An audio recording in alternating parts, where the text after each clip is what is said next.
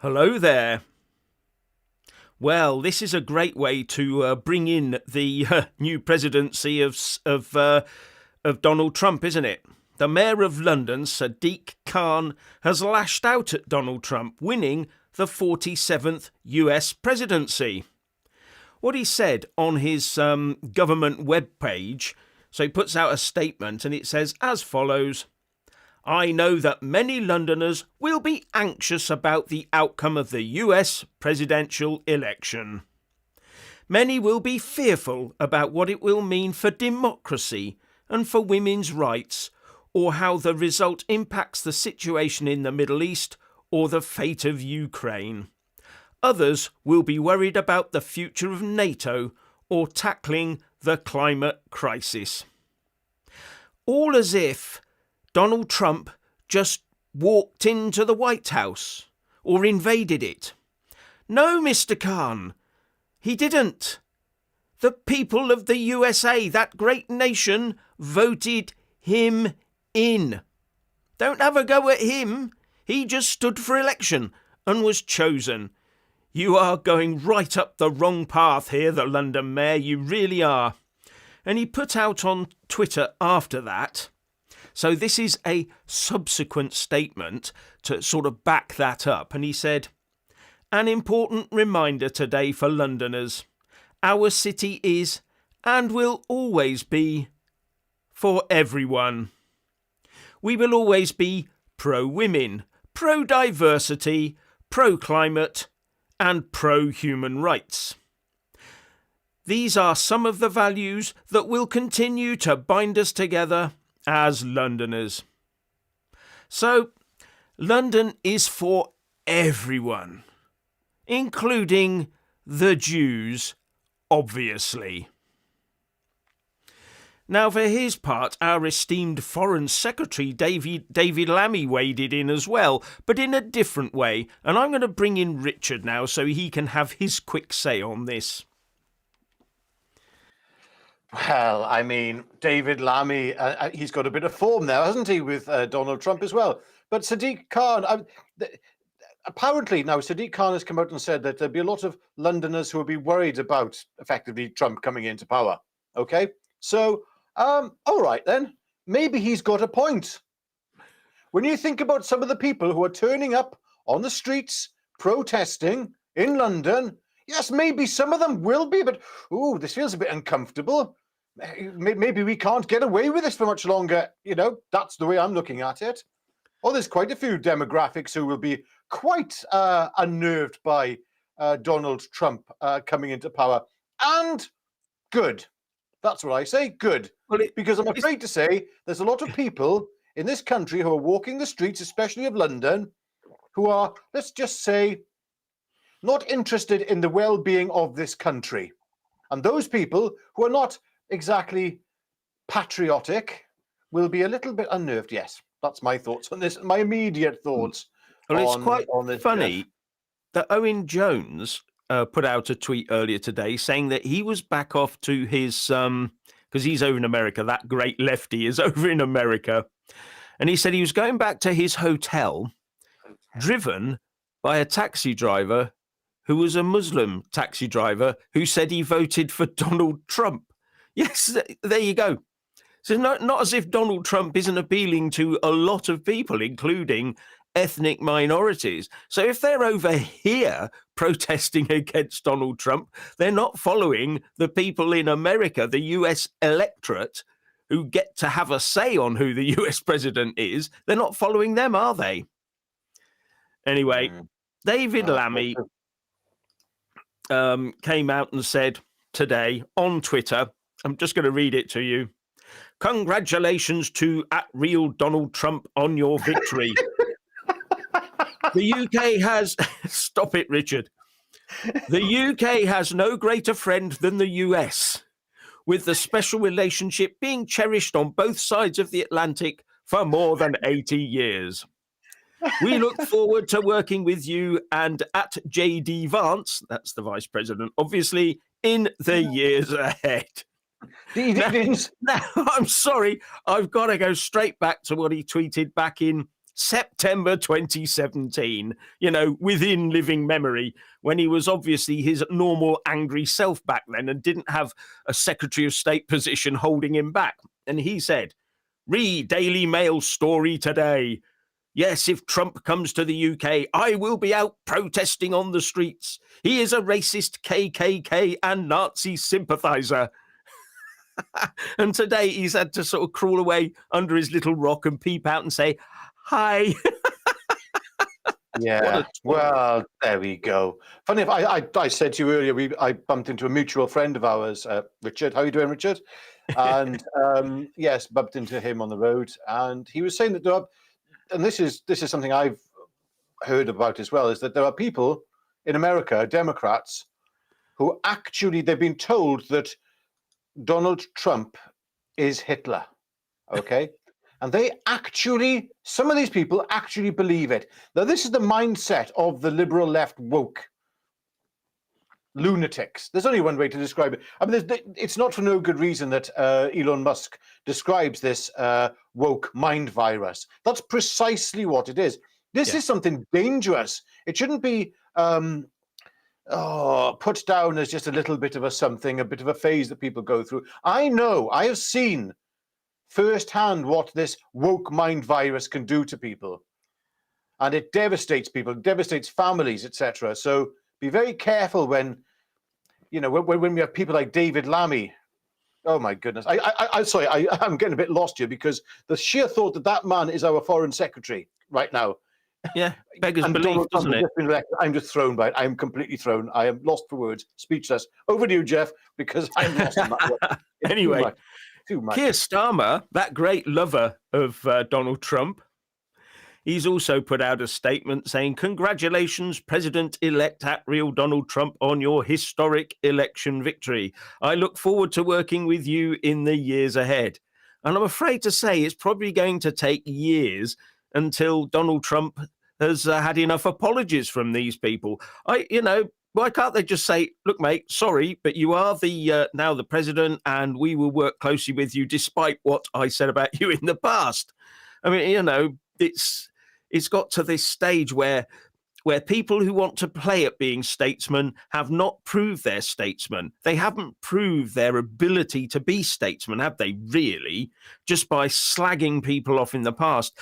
They obviously believed everyone else. They believed their own woke mind virus. They believed it when it said Trump will never, ever win again.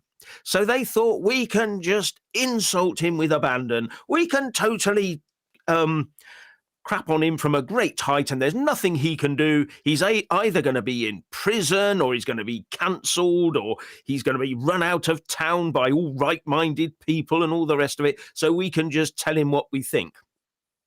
That's come back to bite them, hasn't it? Hard in the backside. Well, I'm just looking back at what Sadiq Khan said here, though. Many will be fearful. Sorry, I'm reading it out here, what Sadiq Khan said. This is in Politico, I believe I'm reading this from. Yes. Yeah.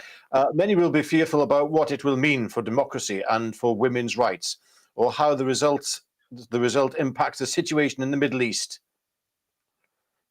Okay, so that really affects London, doesn't it?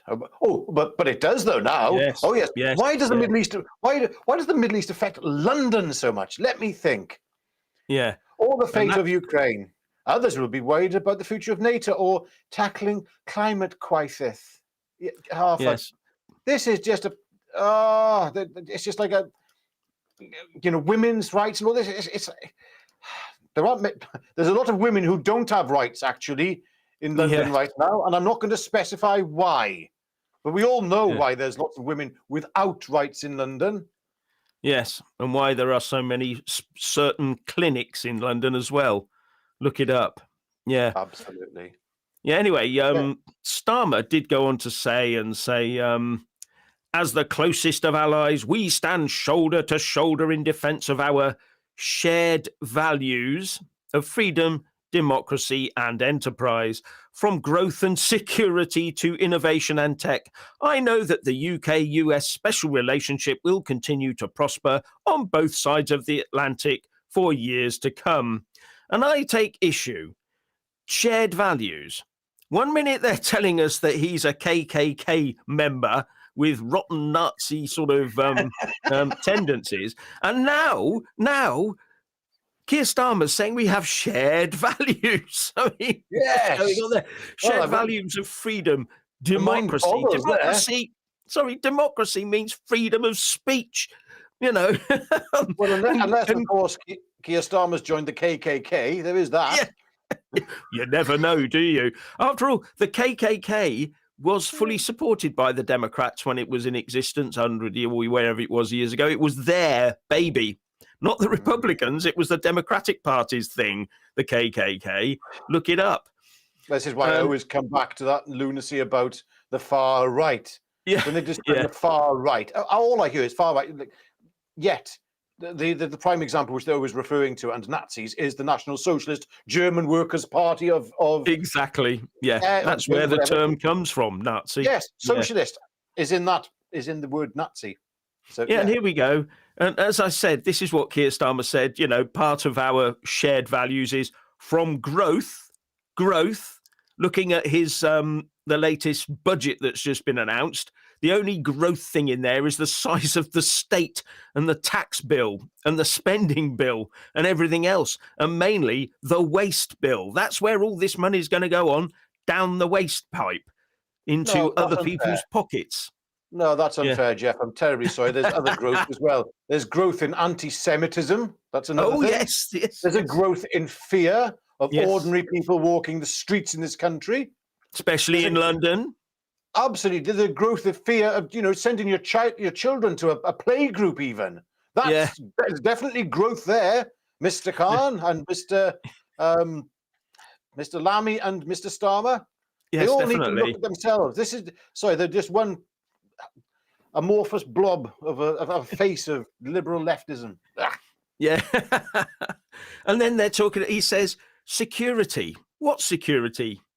I mean, they've kept the borders as wide open as the Tories did. Oh, by the way, me having a go at Sadiq Khan and Labour doesn't mean to say I've let Tories off the hook.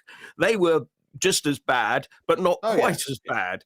I mean, they turned it into a sort of an art form, all this woke stuff, because they had to hide it behind their supposed right-winginess. But the thing is that Keir Starmer's just now turning it into a full-on science, basically. Oh, dear. And the special relationship. How can you have a special relationship with the president that you've had a go at in the past in such, not just an aside, a disagreement on policy, say a policy on, I don't know, the Seychelles or something, I don't know, or economic policy. No, this is a full-on personal attack that they indulged in, a full-on personal attack. And now they're sort of going to expect the US president to turn around and go, oh, it's okay, I understand, no, it doesn't wash with me. I think, nasty personal attacks. It wouldn't wash if someone had a nasty go at Keir Starmer like that, would it, from another country? So why would they do it to the Americans? You can't have a go at it or insult in any way David Lammy, because he would pull. I'm sure. Well, I'm not going to say it. Yeah, but you can't do it. You can't. No. You mustn't say anything about David Lammy. He's lovely. We love David Lammy. Yeah, lovely Lammy and all that. Yeah, I just don't believe it at all. No, I do fear for the future of our US-UK relationship, because you can see the way that the UK government, the Labour government, is veering off, following on the coattails of the EU at every opportunity. We still have the Ramonas out there talking about, wouldn't it be wonderful and if we rejoined, and everybody wants to rejoin, until you point out that there is no rejoin process. You don't just sort of say, oh, can I have my place back? You have to join the EU and go through the whole palaver, which means joining the euro, being part of the Schengen area, not having a rebate. And so our bill would be a third higher than it ever was, and index linked. And we'd have to sign up to all their other shenanigans on borders, shared borders of. So if an asylum seeker gets into one part of the EU, basically it's all parts, we'd have to sign up to all that. And question here for the everyone in the chat here, and also in the comment section. So here's a question for you. if, and I mean if, there was a general election tomorrow and Reform and UKIP didn't exist, would you vote Tory again? That's the question, because that's been put forward. No, I'm not a Tory, and I'm not pushing the Tory party. But it does make. Would you take even Rishi Sunak back? Would you accept that as opposed to having what we currently have with Keir Starmer? So Yeah, let's see. that's a question and a half, isn't it? Have the Tories learnt their lesson? I don't think they have. I think that the same sorts of people will infest their party for decades to come. They're all going to be left of centre types. They're all going to be what do they call it? Broad church types. Oh, we must take everyone in, and all that means it gets infested with Lib Dems and Labour types. Hope that Don releases the Epstein list and Kaz realist. Yeah, maybe that's what certain people in the UK are getting worried about. Maybe they are worried that if that list does come out, they might be on it. Yeah, so I'm getting exactly. But I'm getting the replies back here, and everyone's saying no, I wouldn't vote Tory again. But a lot of people saying yes, I would vote Reform. But my point is, if there was no Reform and there was no UKIP, would they still vote? Well, the answers we're getting are no. Yeah. No Labour way. Or Tory. So never. Well, that would. The thing is, people are awake to the point here, though, of understanding that they are effectively the same party. That Labour, we've been calling the Uni Party for ages. We know that. The point I'm trying to make here is that there's a lot of people out there who are trying to push almost like a Tory renaissance. That somehow under Kemi Badenoch, there's going to be this renaissance, which there isn't. That's just completely la-la. That's pie in the sky. The only renaissance we do actually need is a renaissance of a unified right. That's what we need, which is the best of UKIP and the best of Reform, I think, coming together. How that will happen, I do not know. No, I don't think it will initially. I think that would be a forcing together more than anything. There's still a lot of ego and, old memories coming through, which people don't want to put aside. Now, I will put this one up just for people, which is a question. Did anyone see the Scotland decapitation story? Don't see anyone talking about it. There has been some talk about it. Well, yeah. And I don't really wish to go into it, but there's more. There seems to be more to it than meets the eye. That's all I'm going to say. We don't know anything on that one. Yeah, we just do not know anything. We can't really comment. There's a lot. It's good that that's raised because we don't know. That could literally be. Yeah, I mean, whatever it is, it's a bloody tragedy. It is a tragedy for an old man. We don't know anything more about it. We cannot comment. No, but once again, because of what's been going on in the past, lack of information, the void gets filled. There's nothing you can do about it. And until the authorities learn that you've got to put out everything that's possible, then there's always going to be these people with all sorts of theories. Yeah. Did you know that Emily Thornberry's daughter was one of Kamala Harris's little helpers, Jeff? No, I didn't know that. So was she one of the 100 helpers that the Labour Party sent across to, do you remember this? To show the US how to win elections. I bet they wish they'd never said that. Well, if that's the case, then they were very lucky at the last election, weren't they? The Labour didn't win the last election. The Tories lost it.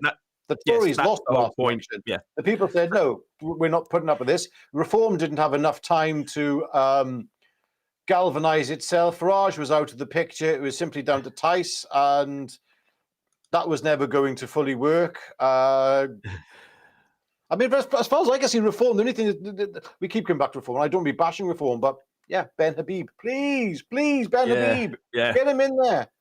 This one, no, they all in the same pot. Yes, they do. The main parties, they all do. And I've got to say that I'm looking through some of the comments here, but there is a lot of UKIP support in the comments. It's not just Reform. In fact, I've seen quite a lot of UKIP there now, which does tell its own story about how they think reform is now fitting in to the Westminster establishment. Well, what we've got is with reform, they appear to be slightly more Westminsterized at the moment. Yeah. UKIP are definitely saying what the people on the street want to hear, and they're saying a lot of things that I want to hear as well. Yeah. And they're appealing to a much wider audience. Yes, I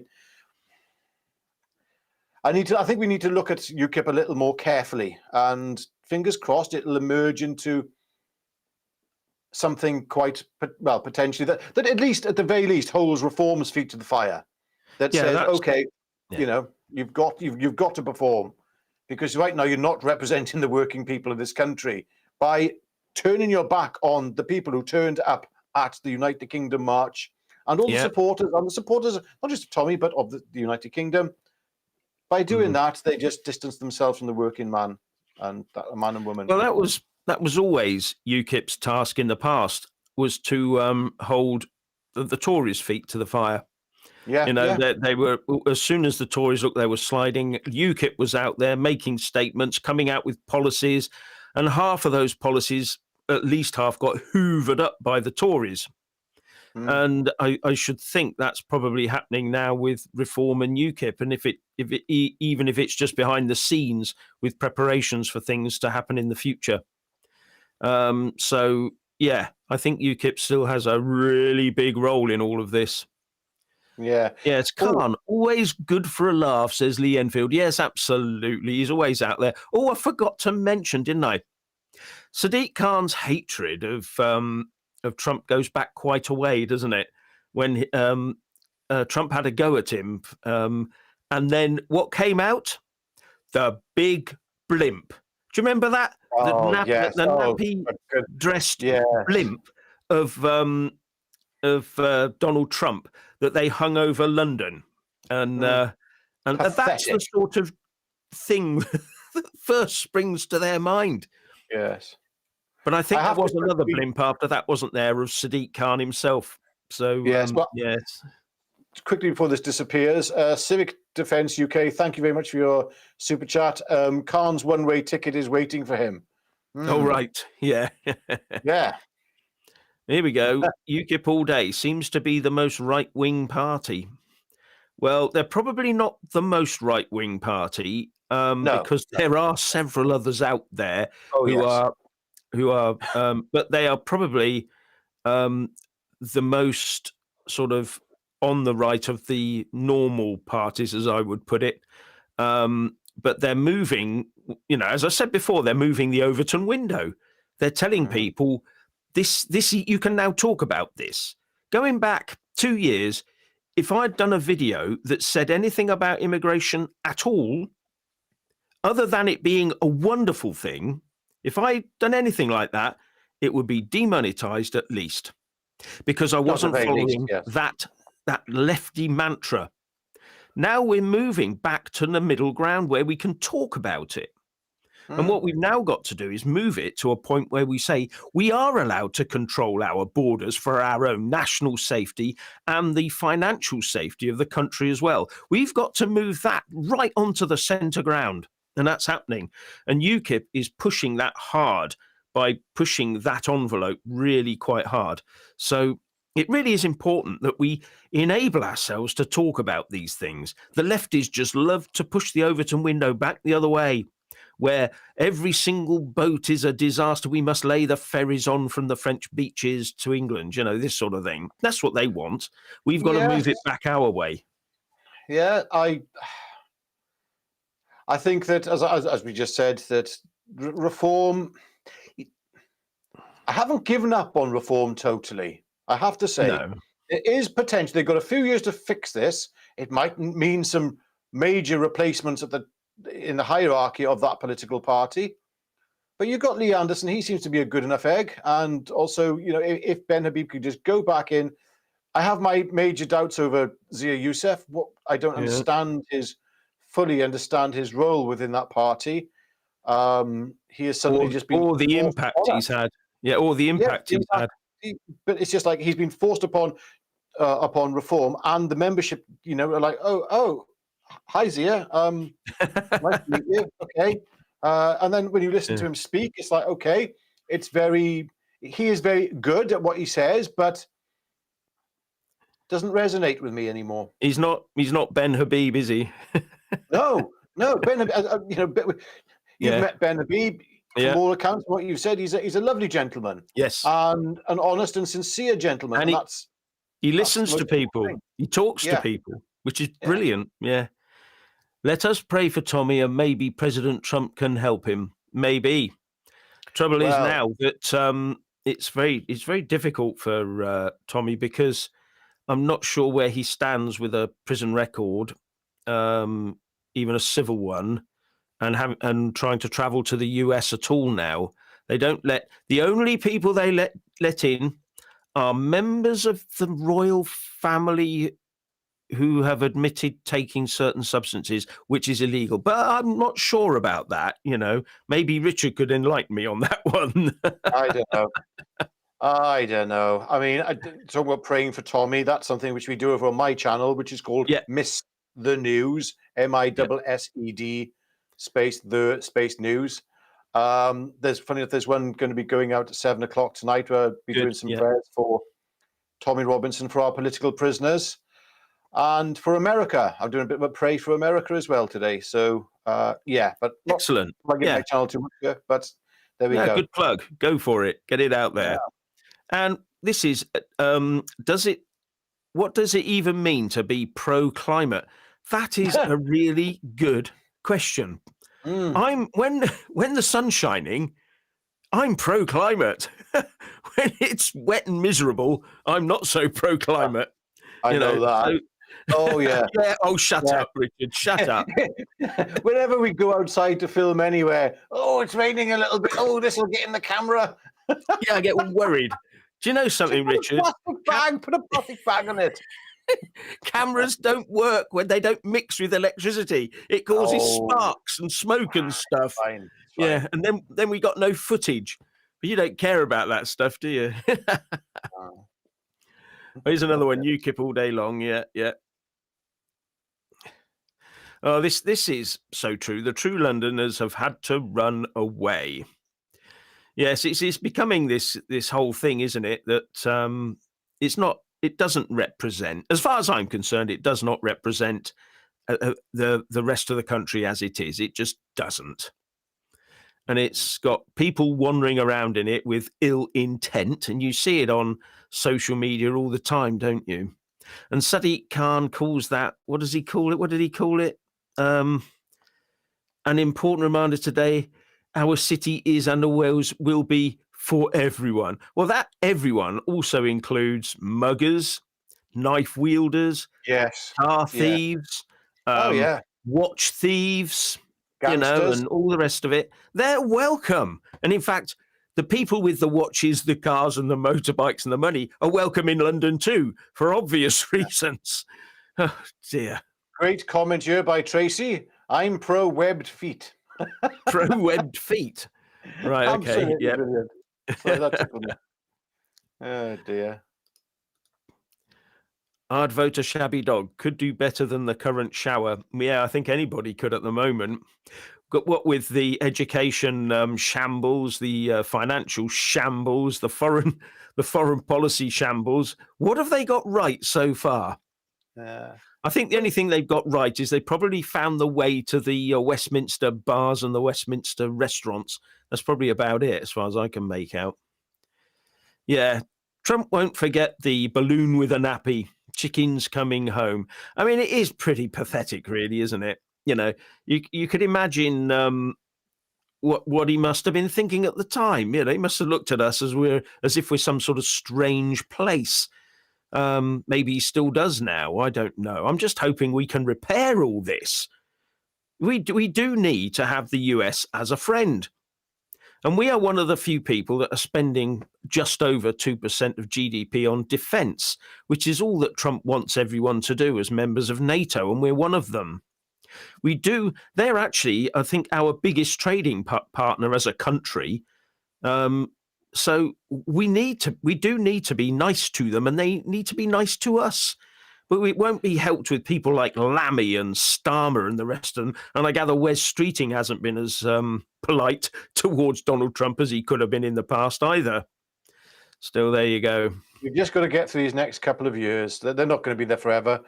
One thing that's working on our favour right now is Nigel Farage, because of his closeness with Donald Trump.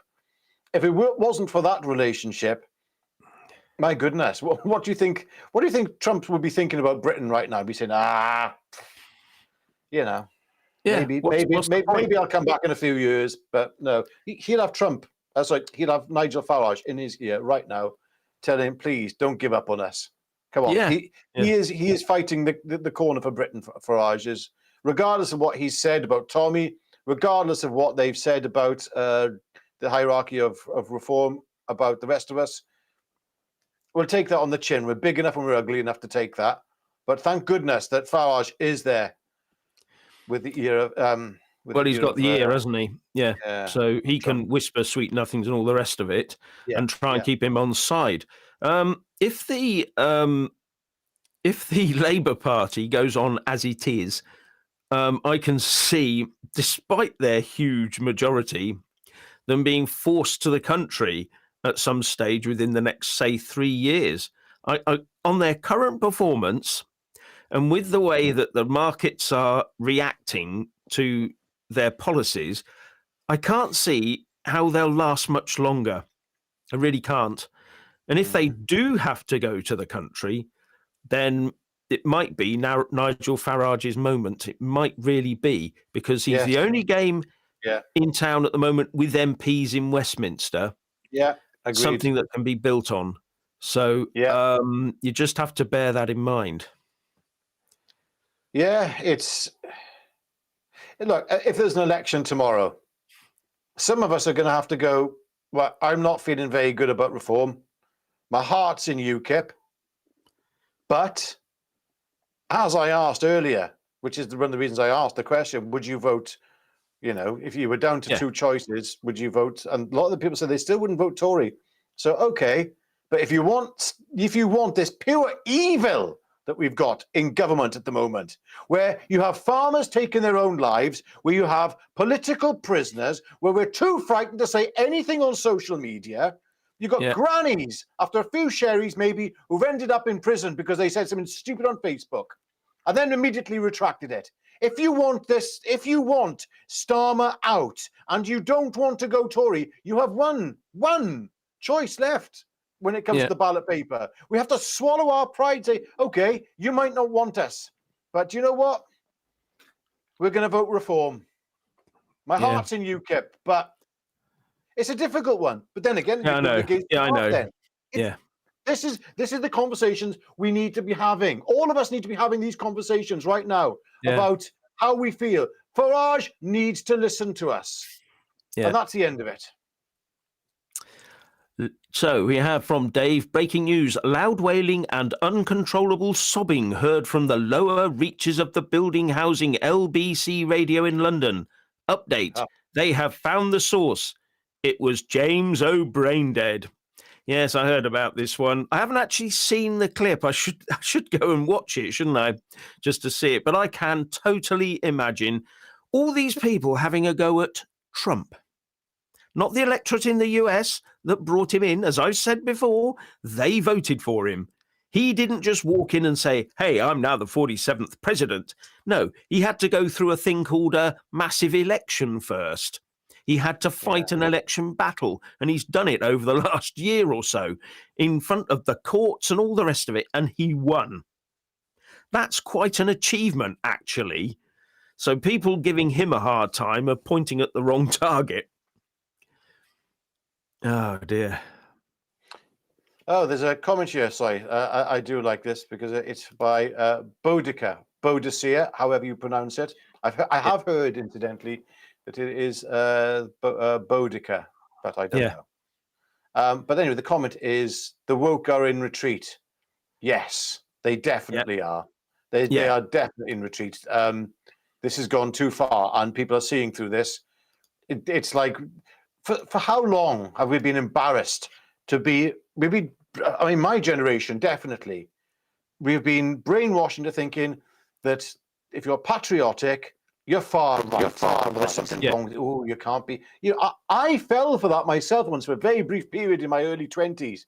Where I thought, oh no, don't have anything to do with that lot. No, that's too establishment, you know. But then again, you have to reframe it as well. I grew up in the South Wales Valleys, a very left-wing area, and all we knew was the impact of Thatcher upon the South Wales Valleys, which was devastating, incidentally. It was. When the mine shut, it did devastate, and it devastated parts of England. And that's just a fact. It doesn't matter if you're left-wing or right-wing. That was a fact. That happened.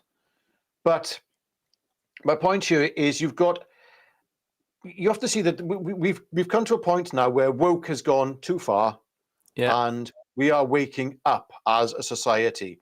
Now, that society means that maybe we start to look at the more traditional patriotic values that we once had. Yeah. What's wrong with that? What's wrong with being Christian? That's the big one for me. Yeah. Where I live, you can just go down the street. You have churches. You have most of them are empty now at the moment, unfortunately. Chapels, churches. I think you know the area I live in Jeff. It's a small little group of communities together. Yet there must be about 8 or 9 churches and chapels, and there's a reason for that. They were filled. They were filled with people, not just on Sundays, many times a week. Yeah. And you think, well, what was life like back then? Well, you could leave your front door open. You didn't have to worry about your child going just to the end of the road without getting attacked by somebody. Yeah. Very different way of life. And we've walked. I remember being taken to an auntie's place when I was 4 or 5 or whatever, 6, and the key was in the door. I mean, it was just there. It was always there, night and day. The key was in the door, so that anyone down the street who wanted to go and see what was going on, make sure that this little old lady was okay, could walk in the house. No danger, no problem. And look at us now. If you haven't got shutters and locks and alarms everywhere, I don't know. Anyway, if Trump had lost, then Starmer would be gunning for Musk. But now Trump has won, I think Musk will be going after Starmer. Now, that would be a good thing to see. That would be, because at the moment, well, going back 2 or 3 years under the previous X or Twitter ownership, anything sort of right of Karl Marx was just banned. People like me, I couldn't get anywhere on Twitter. It was just shadow banned. No one would ever see what you did. And the lefties loved it because it was their territory. It was their little fiefdom, and they could spread all the rubbish they wanted to. And now that we've leveled things up and the right and the left can spread their message, the lefties hate it. I mean, everyone says, oh, it's now a right-wing thing and no one on the left can speak. I don't ban anyone. So I end up seeing loads of stuff, and loads of lefty rubbish is in there still, exactly as it was. All that's happened is that it's been leveled up, and that's the truth. Yeah, absolutely. Oh, yeah, payback time. Woke haven't seen anything yet. It's payback time. Anyway, ladies and gentlemen, it's been great to talk to you. So, unless Richard's got anything extra to say on this particular matter about the woke reaction to Donald Trump. I do have one thing to say, and I would like you all, if you've enjoyed this video, to press the like button, and also to subscribe. I know it is a great effort. You go, if you're on your phone, you go, like that, okay? Yeah. And you press the button, and you subscribed, and then you choose the all option. With a bell on it, the little bell, choose all, and then you'll get a notification, or you can perhaps put that to silent, but you'll know when we've done a video, and we can keep you up to date and informed with what's going on with our version, our take on things. The point of this channel, our perspective, but the point of this channel is to reframe the news properly. Yeah. You're given a set of news headlines. You're given the news from the BBC, the Daily Mail, the Daily Telegraph, etc., Breitbart, wherever it comes from. but there'll always be some kind of what's the word I'm looking for? A bias, a political bias or a governmental bias involved in that. Maybe not so much in Breitbart. Okay. Yeah. But that's why you need to have it reframed. You need people to actually go through it. And sometimes we're not going to come up with necessarily groundbreaking points of observation. Jeff might occasionally. I have been known to. Thanks for that.